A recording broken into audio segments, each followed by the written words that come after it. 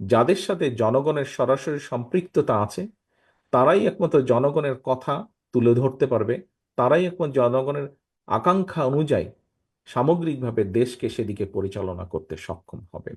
প্রথমেই আমি বলেছি, আমরা কিছু সংখ্যক মানুষের পাশে হয়তো দাঁড়াতে সক্ষম হয়েছি আমাদের সীমাবদ্ধতা লিমিটেশনের ভেতর দিয়ে।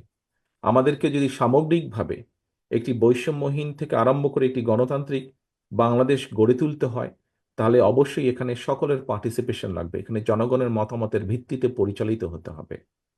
আমরা আমাদের বক্তব্য জনগণের সামনে নিয়ে উপস্থিত হয়েছি। আমরা মনে করি অন্যান্য যারা আছেন তারাও জনগণের সামনে উপস্থিত হবেন। জনগণই ডিসাইড করে নেবে জনগণ কাকে দায়িত্ব দিবে তাদের দেশ পরিচালনার। জনগণের দেশ পরিচালনার দায়িত্ব জনগণ কাদেরকে দিবে।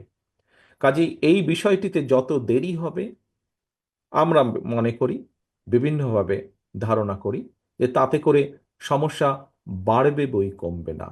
যত দেরি হবে নির্বাচনের, তত বেশি কিন্তু বিভিন্ন ষড়যন্ত্রের ডালপালা বাড়তে থাকবে।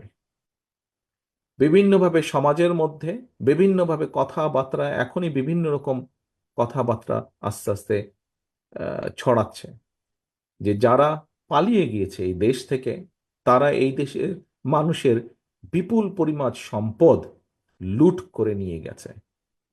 অবশ্যই তারা সেই সম্পদগুলি সেই ষড়যন্ত্রের পিছনে ব্যয় করবে। কাজেই দেশকে যদি একটি স্টেবল সিচুয়েশনের ভিতরে আনতে হয়, দেশকে যদি ঐক্যবদ্ধভাবে ধরে রাখতে হয়, দেশকে যদি একটি স্থিতিশীল অবস্থার মধ্যে ধরে রাখতে হয়, তবে তার দায়িত্ব অবশ্যই জনগণের হাতে ছেড়ে দিতে হবে। সংস্কারকে যদি যারা মনে করছেন যে নির্বাচন পরে হওয়া উচিত, সংস্কার আগে হওয়া উচিত, তাহলে সেই সংস্কারকে সফল করার জন্যই এমন মানুষের দরকার যারা সরাসরি জনগণের সাথে সম্পৃক্ত। তা না হলে কোনো সংস্কারই সফল করা সম্ভব হবে না।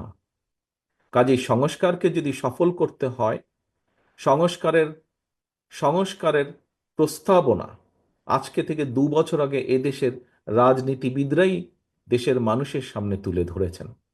রাজনৈতিক কর্মীরাই সংস্কারের প্রস্তাব এই দেশের মানুষের সামনে তুলে ধরেছেন। কাজেই এই দেশের সংস্কার, প্রকৃত সংস্কারও যদি করতে হয়, তাহলে অবশ্যই সেটি রাজনীতিবিদদের মাধ্যমেই করতে হবে। অবশ্যই দেশের রাজনীতিবিদদের বাইরেও বহু মানুষ আছেন, বহু শ্রেণী পেশার মানুষ আছেন, বুদ্ধিজীবী আছেন, ইন্টেলেকচুয়ালস আছেন, সিভিল সোসাইটির মানুষ আছেন। আমরা অবশ্যই তাদের পরামর্শ নেব। আমরা অবশ্যই তাদের পরামর্শ যেগুলো থাকবে তার ভিত্তিতে আমরা ধীরে ধীরে নিয়ে যাব, দেশকে সামনের দিকে নিয়ে যাব। কিন্তু বিষয় হচ্ছে যে যতক্ষণ পর্যন্ত জনগণের ডাইরেক্ট রিপ্রেজেন্টেটিভ দেশ পরিচালনার দায়িত্ব না পাবে, তাদের হাতে দেশ পরিচালনার দায়িত্ব না আসবে, ততক্ষণ পর্যন্ত কোনোভাবেই কোনো সংস্কারের পূর্ণ বাস্তবায়ন করা সম্ভব নয়।